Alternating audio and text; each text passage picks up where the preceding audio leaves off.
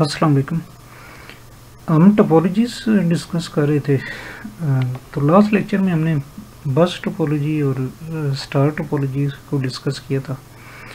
तो आज हम उसी सिलसिले में नंबर 3 जो है रिंग टोपोलॉजी, उसको हम डिस्कस कर रहे हैं। In ring topology each computer or node is connected to the next computer and the last computer is connected to the first. Thus a ring of computers is formed. यानी ring topology में क्या होता है कि हर computer next अपने से next के साथ कनेक्टेड है। जैसे यहाँ पे आप देख सकते हैं इस फर्स्ट कंप्यूटर जो है वो कनेक्टेड है नेक्स्ट के साथ, सेकंड के साथ, और सेकंड पे थर्ड के साथ कनेक्टेड है, थर्ड फोर्थ के साथ है, और इसी तरह फोर्थ फिफ्थ के साथ, और फाइनली जो फिफ्थ है वो फिर फर्स्ट के साथ कनेक्टेड है। तो ये एक रिंग टाइप अरेंजमेंट बन रही है। राइट साइड पे यहाँ पे मैंने आपको दिखाया भी इस रिंग टाइप नेटवर्क के अंदर डेटा की ट्रैवलिंग कैसे होती है। तो यहाँ भी देखें कि यूज हो रही है। और आपको याद होगा कि पहले एक लेक्चर के अंदर हमने देखा था कि लैन प्रोटोकॉल्स जो होती हैं उसमें हमने ईथरनेट देखा था, इसके अलावा हमने आर्कनेट की बात की थी, फिर टोकन रिंग की बात की थी। तो इसी तरह टोकन IBM के जो टोकन रिंग प्रोटोकॉल है वो इसमें यूज़ होता है। तो वर्किंग इसकी क्या होती है, हर कंप्यूटर जो है वो अपने से प्रीवियस कंप्यूटर से मैसेजेस रिसीव करता है या डेटा, और उसको रीट्रांसमिट करता है अगले कंप्यूटर की तरफ, और उससे नेक्स्ट जो कंप्यूटर होगा वो फिर अपने से अगले कंप्यूटर की तरफ उसको भेज देगा। तो क्योंकि ट्रांसमिट कर रहा होता है अपने से पिछले कंप्यूटर से रिसीव करके डेटा को, और उसको फिर नेक्स्ट की तरफ वो सेंड कर रहा होता है, तो सिग्नल जो है वो ऑटोमेटिकली स्ट्रांग होता चला जाता है, और इसमें किसी भी स्टेज पे सिग्नल फिर वीक नहीं होता। तो IBM की टोकन रिंग प्रोटोकॉल जो है वो इसके अंदर रिंग टोपोलॉजी के अंदर यूज़ होती है। यानी वो रिंग प्रोटोकॉल जो है, टोकन रिंग प्रोटोकॉल क्या थी, उसमें डेटा के ट्रैवल करने के लिए एक खाली पैकेट अवेलेबल होता था जिसको हम टोकन कहते थे, और जिस कंप्यूटर ने ट्रांसमिट करना होता था वो उस खाली टोकन को लेता था, अपना डेटा अटैच करता था, अपना एड्रेस और डेस्टिनेशन का एड्रेस उस टोकन को नेटवर्क के ऊपर सेंड कर दिया जाता था, और वो फिर टोकन पास होता होता हर कंप्यूटर के हर कंप्यूटर को रिसीव होता है, और उसके बाद फिर वो जो भी कंप्यूटर जिसका वो पैकेट होता है वो उसको ले लेता है, और जिसका नहीं होता वो इग्नोर कर देता है। अब इसके एडवांटेजेस और डिसएडवांटेजेस की बात करें, देखें कि सारे कंप्यूटर्स जो होते हैं रिंग के अंदर इक्वल एक्सेस होने होता है नेटवर्क का। तो यानी वो कनेक्टेड है, तो कोई भी कंप्यूटर किसी भी वक्त डेटा सेंड कर सकता है। Sometimes a double ring is used to increase the reliability of the network. बाज़ औक़ात ये भी होता है भी हम ख़ास तौर पे जो जहाँ पे हमें रिलायबिलिटी ज़्यादा चाहिए होती है, मतलब ये कि हम चाहते हैं भी डेटा जो है वो इन ऑल केसेस उसकी जो ट्रैवलिंग है वो स्मूथ रहे, एक स्मूथ तरीके से काम करता रहे आपका नेटवर्क। तो उसमें डबल रिंग का कंसेप्ट भी है कि एक रिंग अगर फेल हो जाता है तो फिर ऑटोमेटिकली जो दूसरा सेकेंडरी रिंग होता है उसके ऊपर कंट्रोल आ जाता है, और वक्ती तौर पे टेम्परेरीली सेकेंडरी रिंग के ऊपर कंट्रोल आता है, और जब भी फर्स्ट रिंग जो है वो दोबारा ठीक काम करना शुरू कर देता है तो फिर दोबारा से फर्स्ट जो प्राइमरी रिंग होता है उसके ऊपर डेटा ट्रैवल करना शुरू कर देता है। क्या है कि एक कंप्यूटर अगर फेल हो जाए तो फिर पूरा नेटवर्क डाउन हो जाता है। तो टोपोलॉजी ऐसी कि जिसमें एक कंप्यूटर के बंद होने से या फेल होने से पूरा नेटवर्क बंद हो जाता है। वजह इसकी ये भाई वो हर जो नोड है या कंप्यूटर है उसके ऊपर IBM का एक स्पेशल सॉफ्टवेयर IBM प्रोटोकॉल को, टोकन रिंग प्रोटोकॉल को यूज़ करते हुए, तो वो फिज़िकली मतलब प्रैक्टिकली वो रिसीव करता है अपने से पिछले कंप्यूटर से डेटा को, और फिर उसको सिग्नल को स्ट्रॉन्ग करके रीसेंड करता है आगे। तो अगर वो एक चेन की सूरत में वो काम कर रहे हैं, तो एक सिस्टम अगर फेल हो जाए तो वो फिर सारा नेटवर्क ही फेल हो जाता है। It is difficult to trouble shoot a ring network. तो इसमें से कोई प्रॉब्लम किसी किस्म की फाइंड करना कहीं पे वो काफ़ी मुश्किल बात है।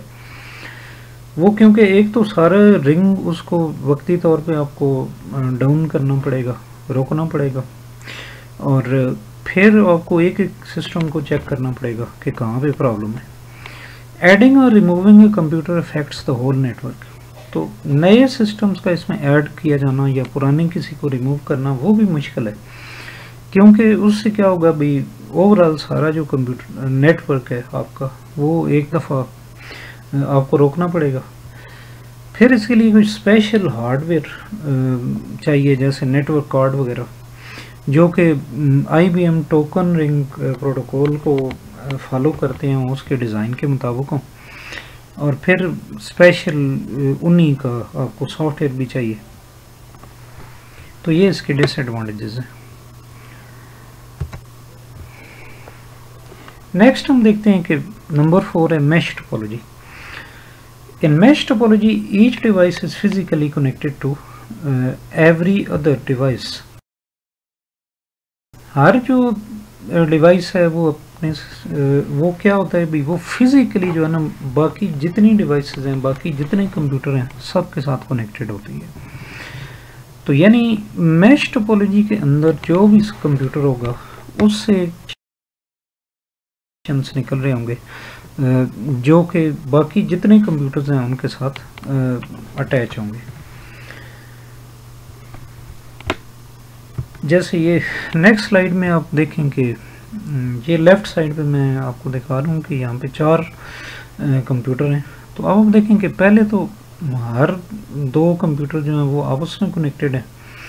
उसके बाद आप देखें कि ये जो फर्स्ट कंप्यूटर है ये फिर देखें थर्ड के साथ भी कनेक्टेड है, ये फोर्थ के साथ भी कनेक्टेड है, और ये सेकंड के साथ भी कनेक्टेड है।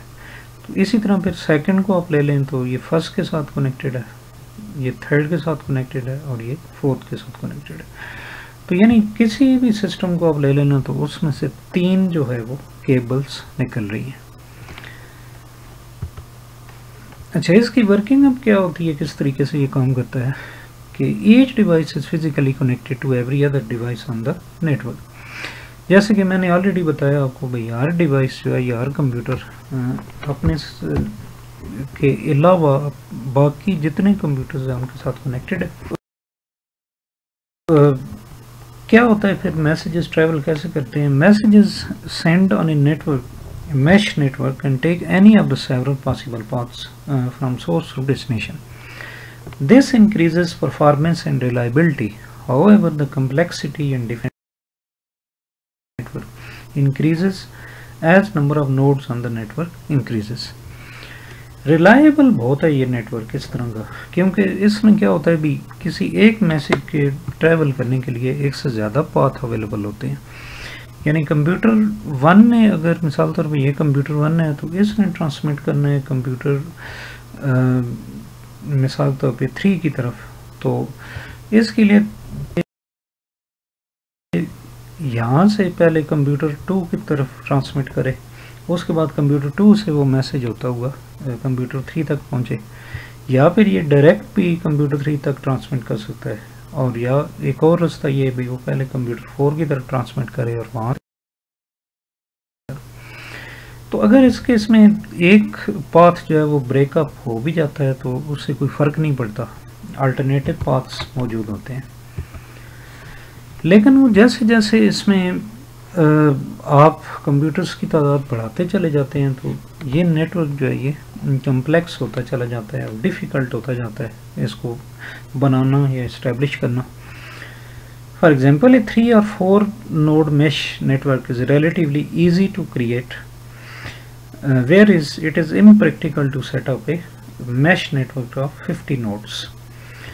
तो 3-4 कंप्यूटर्स का जो मैश है वो बनाना बहुत ही आसान है, लेकिन ये है कि अगर कंप्यूटर्स की तादाद या नोड्स की तादाद ओवरऑल बढ़ती चली जाए तो फिर उसको क्रिएट करना, इंस्टॉल करना काफ़ी मुश्किल बात है। ये आप देख ही रहे हैं राइट साइड पे कि यहाँ पे तकरीबन आपके 9 कंप्यूटर्स का मैश दिखाया गया, तो इसमें बहुत ज़्यादा तादाद में केबल्स हैं, यानी एक जाल सा बिछा हुआ है। तो मैश जो है वो एक नेट या एक जाल को ही कहते हैं, तो इसी वजह से इस टोपोलॉजी का नाम मैश टोपोलॉजी रखा गया। तो इस तरह का बहुत ही बड़ी तादाद पे मैश नेटवर्क बनाना जो है ना वो इम्पॉसिबल होता है कई लिहाज से। तो यहाँ पे एक और बात यहाँ पे ये आपको बताई जा रही है भाई, जो मैश नेटवर्क है वो लोकल एरिया नेटवर्क में आम तौर पे यूज़ नहीं किया जाता, इस टोपोलॉजी को यूज़ नहीं किया जाता, लेकिन ये कि वाइड एरिया नेटवर्क के अंदर जहाँ रिलायबिलिटी हमें बहुत ज़्यादा चाहिए होती है उधर इस टोपोलॉजी को यूज़ किया जाता है। तो लेकिन वाइड एरिया नेटवर्क में भी अगर आप देखें तो उधर भी ऐसा नहीं है भाई एक पूरी दुनिया के अंदर एक बहुत बड़ा मैश इस तरह का बना दिया जाएगा। इसमें आमतौर पे ये होता है भी जो बहुत बड़ी बड़ी कंपनीज या ऑर्गेनाइजेशंस के हेड ऑफिसेज वगैरह होते हैं तो वहाँ उनका जो इंटरनल नेटवर्क होता है वहाँ पे वो मैश बना दिया जाता है, या फिर अगर एक वाइड एरिया नेटवर्क होगा पूरी दुनिया के अंदर तो एक ख़ास जो रीजन है या एक एरिया है वहाँ पे तो उसका वो हिस्सा जो है वो मैश के तौर पे काम कर रहा होगा, लेकिन बाकी दुनिया के अंदर उसकी कॉन्फ़िगरेशन कुछ और होगी। अब इसके एडवांटेजेस डिसएडवांटेजेस की बात करें तो एडवांटेजेस क्या हैं कि usually easy to trouble shoot a mesh network, आसान होता है इसमें प्रॉब्लम्स को निकालना, मालूम करना कि कहाँ पे मसला है। वो कैसे आसान होता है क्योंकि जाहिर है कि हर दो सिस्टम के दरमियान एक अलग से एक डेडिकेटेड पाथ मौजूद है, तो वो हम चेक कर सकते हैं भी फिर किन किसी खास पाथ पे कोई प्रॉब्लम अकर हो रहा है। Performance of network is not affected by heavy load of data transmission. तो ओवरऑल अगर देखा जाए तो पूरे नेटवर्क की परफॉर्मेंस डिग्रेड या डाउन नहीं होती। वजह उसकी ये होती है भी एक से ज़्यादा पाथ होते हैं, तो डेटा पैकेट्स जो हैं वो एक से ज़्यादा पाथ्स के ऊपर ट्रैवल कर सकते हैं मुख्तलिफ रास्तों से। तो एट ए टाइम जो है वो डेटा एक से ज़्यादा पाथ्स के ऊपर ट्रैवल कर रहा होगा, तो ओवरऑल परफॉर्मेंस बढ़ जाएगी। डिसएडवांटेजेस क्या हैं? It is very costly. Costly किस वजह से है भाई? इसमें एक तो ये है कि अब एक सिस्टम के से एक से ज़्यादा केबल्स निकल रही हैं, तो केबलिंग बहुत ही बड़ी तादाद में इसमें यूज़ हो रही है। तो फिर इसमें आपको कुछ स्पेशल हार्डवेयर और सॉफ्टवेयर आपको चाहिए। तो मिसाल तौर पे आपको नेटवर्क कार्ड ऐसे चाहिए होंगे कि जो एक ही वक्त में कई कनेक्शंस को सपोर्ट करें, यानी केबल्स एक से ज़्यादा आप उसके साथ कनेक्ट कर सकें। तो फिर आपको स्पेशल किस्म के कनेक्टर्स भी आपको चाहिए होंगे, तो सॉफ्टवेयर आपको स्पेशल किस्म का चाहिए, तो इस वजह से ये कॉस्टली है। Its installation and reconfiguration is very difficult. Install करना, फिज़िकली अप्लाई करना जो है वो मुश्किल है काफ़ी, और अगर किसी वजह से उसको चेंज करना पड़े, उसके अंदर कोई चेंजेस करनी पड़े, आपको रीकॉन्फ़िगर करना पड़े, तो वो भी काफ़ी मुश्किल। उसके बाद हम नंबर 5 देखते हैं, tree topology. Tree topology combines characteristics of linear bus and star topologies. It consists of groups of star configured workstations connected to a linear bus as backbone cable for the network. Tree topology में क्या होता है भाई, एक से ज़्यादा अगर आपके पास स्टार टोपोलॉजी को फॉलो करते हुए नेटवर्क्स हैं, मिसाल तौर पे किसी कंपनी का अपार्टमेंट्स या मुख्तलिफ जो रूम्स हैं उनके अंदर मुख्तलिफ नेटवर्क्स बने हुए हैं, स्टार नेटवर्क्स अलग अलग से बने हुए हैं। 3 डिपार्टमेंट्स के अंदर 3 अलग अलग से स्टार नेटवर्क्स हैं, तो उनको आप क्या कर सकते हैं, एक सेंट्रल केबल की मदद से कंबाइन आप उसमें कर सकते हैं। तो ये जो ओवरऑल एक बहुत बड़ा एक नेटवर्क कह सकते हैं भी, इसमें ट्री टोपोलॉजी को फॉलो किया जा रहा है।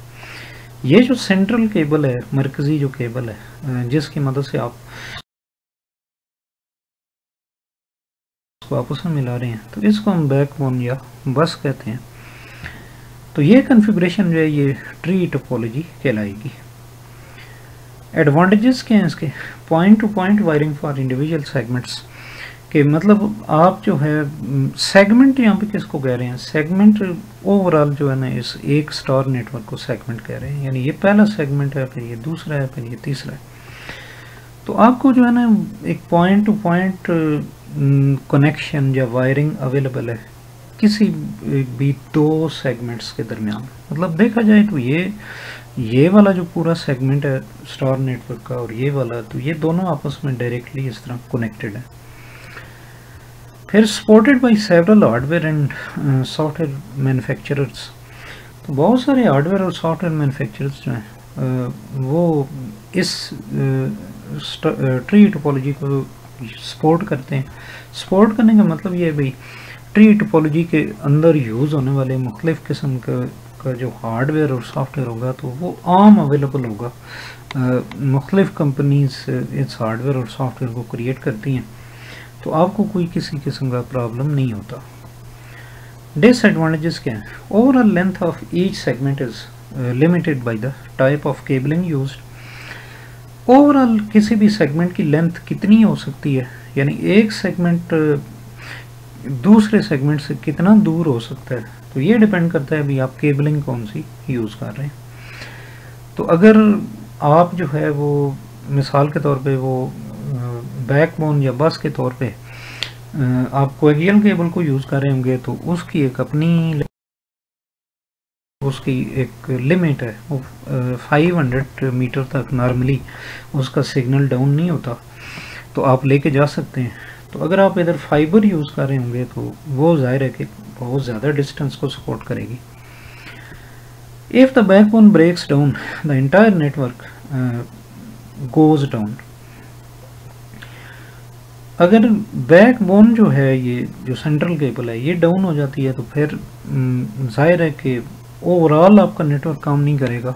लेकिन ये बात याद रखनी चाहिए कि इंडिविजुअल सेगमेंट्स में अलग अलग सेगमेंट्स काम करते रहेंगे अलग से, यानी ये नेटवर्क भी काम करता रहेगा, ये भी करता रहेगा, ये भी, लेकिन दरमियान वाला उनका कनेक्शन ब्रेक हो जाएगा। It is more difficult to configure and wire than other topologies, तो इसको भी कन्फिगर करना, इसको बनाना, इम्प्लीमेंट करना काफ़ी मुश्किल है।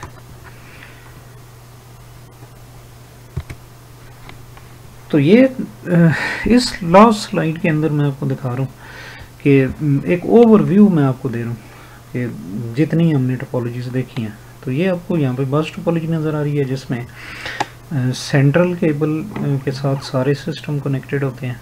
ये आपको स्टार नेटवर्क नज़र आ रहा है, स्टार टोपोलॉजी, जिसमें एक सेंट्रल डिवाइस यानी हब है जिसके साथ सारे कंप्यूटर्स अटैच हैं। फिर आपको यहाँ पे रिंग टोपोलॉजी नज़र आ रही है जिसमें हर कंप्यूटर अपने से आगे वाले कंप्यूटर के साथ कनेक्टेड है, और फिर लास्ट कंप्यूटर जो है वो पहले के साथ कनेक्टेड है। इसी तरह मैश में जो है वो आप देखें तो हर कंप्यूटर अपने अलावा बाकी सारे कंप्यूटर्स के साथ कनेक्टेड है, तो एक से ज़्यादा कनेक्शन एक सिस्टम से निकल रहे हैं। इसी तरह आप ट्री में देखें तो ट्री में एक सेंट्रल केबल के साथ बाकी सारे स्टार नेटवर्क कनेक्टेड है। तो इसी के साथ मैं अपने इस लेक्चर को यहाँ पे वाइंड अप करता हूँ।